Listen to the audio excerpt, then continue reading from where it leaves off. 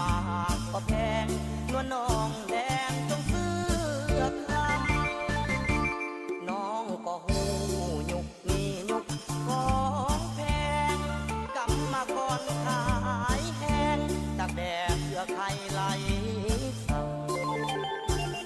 เอาเงินอยู่ใสมาซื้อใจคนงามคนหาเศร้ากินคำเห็นใจแน่นาความจนเสียใจเขาลืมไหลหาเก่า